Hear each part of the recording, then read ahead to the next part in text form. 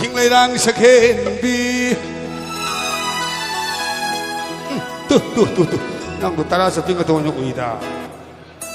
lấy nào mà lấy cái coi gần bi ai hình lấy đang sắc khen bi lấy nào mà lấy cái coi gần bi lấy na rồi ta kiến là mặt cầu lấy gì môi một năm tay với mày thọ mày cả ra đôi sai sẽ thọ được cái mày luôn đi đang ngồi buồn là môi thằng bận đê là khôi mu âm là cái tình thằng bận đê là khôi mu âm là cái tình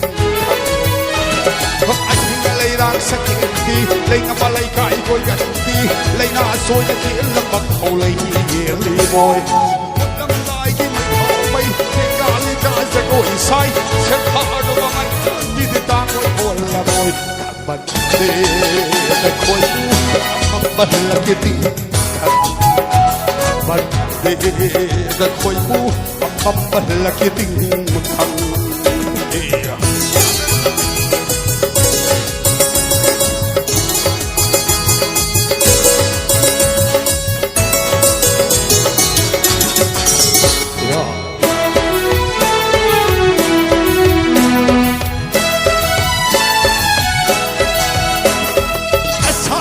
Kusatu sulayon mamitai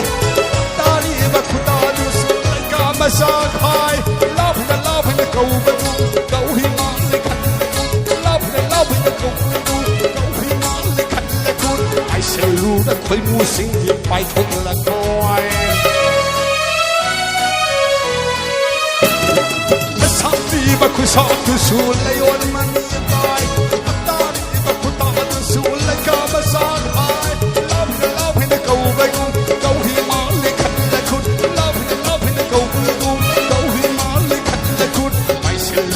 khơi mu sinh đi phải thuộc là coi cũng căng là lấy ra khơi mu là đi kia tầng hai thì ok à xin bắt cá để lúc mai tôi hiện thế là jolly à khơi đào và xin là khơi mu nó nung hít xin đâu đâu thì lấy cả đất cung lấy như lấy hí đất áo về mang lá từ đi ha sa đất tao thì khăn đất bận mày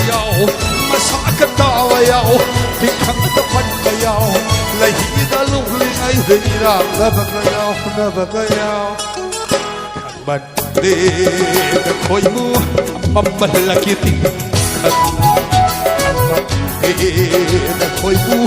mầm là kia tình khăn ai hình lấy đang sắc khen đi lấy năm mà lấy cái coi gần đi lấy na rồi na kiến là mặt cầu lấy gì môi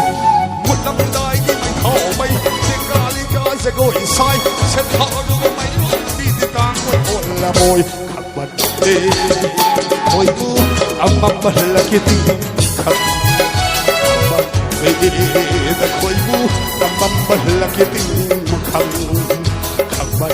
để khôi mu là cái tình